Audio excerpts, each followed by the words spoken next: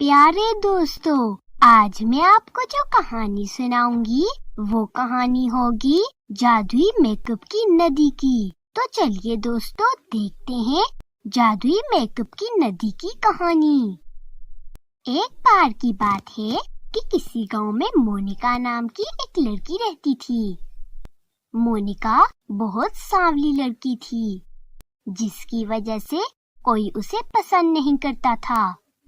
मोनिका ने सुंदर होने के लिए कितने ही तरीके अपनाए, मगर कुछ फर्क ना पड़ा। मोनिका की एक पड़ोसन पूजा थी, जो बहुत सुंदर थी। वो हमेशा मोनिका का मजाक उड़ाती रहती थी। मुझसे ज्यादा सुंदर तो इस दुनिया में कोई नहीं होगा, और मोनिका से बदसूरत भी कोई नहीं होगा। पूजा की इस बात से उसकी सभी सहेलियां हंसने लगती हैं। तुम सब यूं मेरा मजाक मत बनाओ, हम दोनों को भगवान ही ने तो पैदा किया है, मगर भगवान भी तो किसी किसी को सुंदर बनाता है, जैसे कि मुझे बनाया है। ये कहकर पूजा वहाँ से चली जाती है।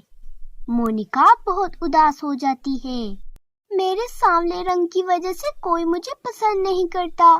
काश मैं भी बाकी लड़कियों की तरह सुंदर होती तो कितना अच्छा होता। यूं मोनिका हमेशा उदास ही रहती थी। एक बार उनके स्कूल में एक फंक्शन होता है। सभी लड़कियां तैयार होकर फंक्शन में जाती हैं। फंक्शन शुरू होता है तो सभी लड़कियां डांस करने लगती हैं। सब बहुत प्यारी लग रही होती हैं।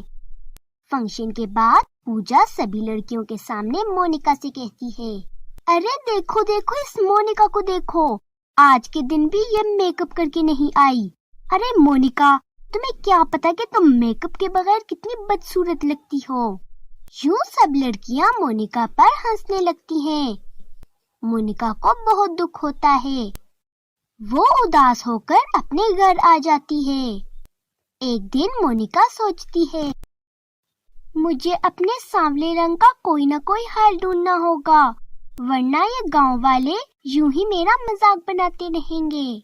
तभी उसे याद आता है कि जंगल में एक स्वामी जी रहते हैं, जिनके पास हर चीज का इलाज है।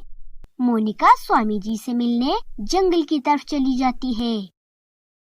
मोनिका को उस जंगल में स्वामी जी दिखते हैं, जो कि योगा कर रहे होते हैं।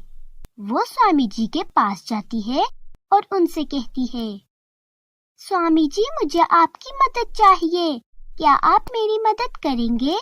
हाँ बेटा, बोलो, तुम्हारी क्या समस्या है? स्वामी जी, मेरा रंग बहुत सांवला है, जिसकी वजह से लोग मेरा मजाक उड़ाते हैं और मुझे कोई पसंद नहीं करता। आप प्लीज मेरी मदद करें। तुम फिक्र मत करो, मैं तुम्हें इसका हल बताता हूँ। यहाँ से सीधा चलती जाओ। दूर पहुंचकर तुम्हें एक नदी दिखाई देगी। उस नदी में बहुत सा मेकअप का सामान है, वो तुम अपने मुंह पर लगाना और देखना तुम बहुत सुंदर हो जाओगी। मोनिका बहुत खुश हो जाती है और स्वामी जी का शुक्रिया अदा करके वहाँ से चली जाती है। मोनिका स्वामी जी के कहने के मुताबिक सीधा चलती जाती है। काफी दूर पहुँचने पर मोनिका को एक नदी दिखाई देती है। लगता है यही जादुई मेकअप की नदी होगी। मोनिका उस नदी के पास जाती है तो वो नदी मोनिका से कहती है, आओ बेटी, मुझे तुम्हारा ही इंतजार था। मुझे पता है तुम्हें स्वामी जी ने मेरे पास भेजा है, तुम मेकअप लेकर जा सकती हो। मोनिका बहुत खुश हो जाती है और वो बहुत सा मेकअप लेकर अपने मुंह पर लगाती है। मेकअप लगाते ही वो बहुत सुंदर हो जाती है और एक परी की तरह दिखने लगती है।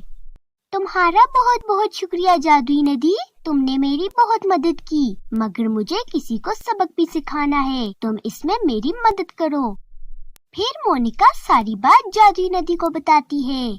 जादुई नदी उसे बहुत सा मेकअप देती है और कहती है, इसे लगाने से मुंह कोयले की तरह काला हो जाता है, तुम इसे पूजा को दे देना और फिर तमाशा देखना।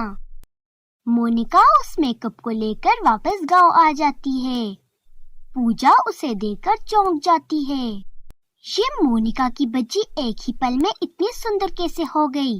जरूर इसके पास जो मेकअप पकड़ा है इसी से ये सुंदर हुई है। मुझे भी ये मेकअप चाहिए। मैं इसका मेकअप चुराऊंगी और बहुत सुंदर बन जाऊंगी।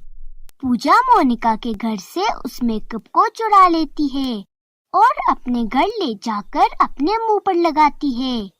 मेकअप लगाते ही पूजा कोयले की तरह काली हो जाती है।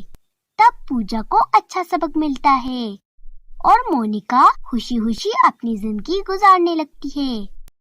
तो दोस्तों, अगर आपको हमारी ये कहानी पसंद आई तो प्लीज हमारे चैनल को सब्सक्राइब करें और बेल आइकन को दबाना मत भूलें। शुक्रिया।